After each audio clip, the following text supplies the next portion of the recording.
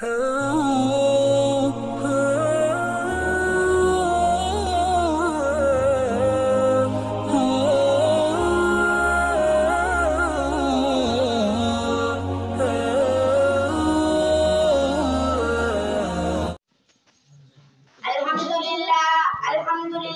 رب العالمين والصلاة والسلام على سيد المرسلين أما بعد أعوذ بالله من الشيطان الرجيم بسم الله الرحمن الرحيم وأحل الله البيع وحرم الربا جناب صدر حضرات حکم اور شامعین اکرام، آج کی اس پربہار مجلس میں میری تقریر کا عنوان سماجی برائیوں میں معاشی نظام کا حصہ ہے۔ محترم حضرات، حکم ربانی ہے وَأَحَلَّ اللَّهُ الْبَيْعَ وَحَرَّمَ الرِّبَا، اللہ تعالیٰ نے تجارت کو حلال اور سود کو حرام کیا۔ ارشاد نبوی، من غشنا فلیس منا، جس نے دھوکہ کیا وہ ہم میں سے نہیں ہے۔ حضرات، دنیا پھر ایک بار دوراہے پر آ پہنچی ہے جبکہ سرسلیج منم توڑ چکا ہے، اور جس نظام سرمایہ داری کے پیچھے ریزنی طور پر سوشلزم موجود نہیں آیا تھا،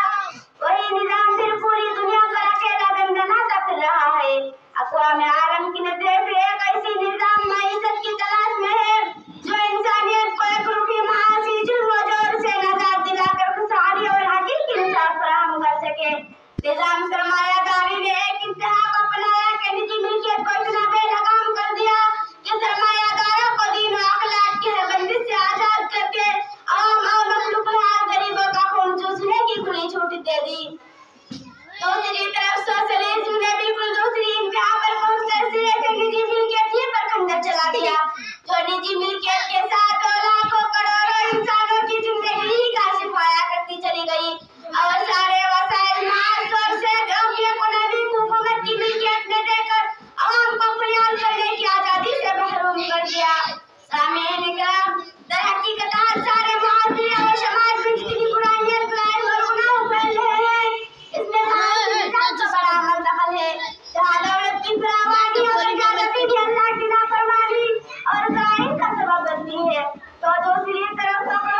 گھسمری بھی افراد کو حرام کاری، قتل، چوری، ڈکیتی، حتیٰ کہ قتل تک لے جاتی ہے، جس کے طرف اللہ تعالیٰ نے اپنی ایمان والے بندوں کو پاکیزہ حلال روزی کھانے کمانے کا حکم دیا اور جائز کاموں میں ہی خرچ کرنے پر اجر و ثواب کی بشارت سنائی۔ ناجائز، حرام اور باطل طریقے سے مال و دولت کمانے پر سخت وعید اور جہنم کے عذاب کی خبر دی ہے۔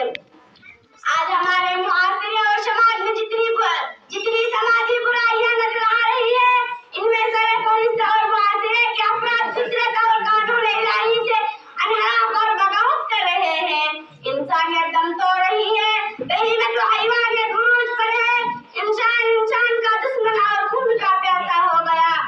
اخلاقی اقدار دن بدن گھٹتی جا رہی ہے، جرائم کی کوئی روک تھام نہیں، مسؤلیت گھر میں عام ہوتی جا رہی ہے، معصوم بچوں کے ذہنوں کو تباہ کیا جا رہا ہے۔ سوشل میڈیا کے ذریعے ایسی تباہی اور طوفان بدتمیزی کے حملے کا نام نہیں لیتی، برائیاں جنگل کی آگ کے تحت پھیلتی جا رہی ہے۔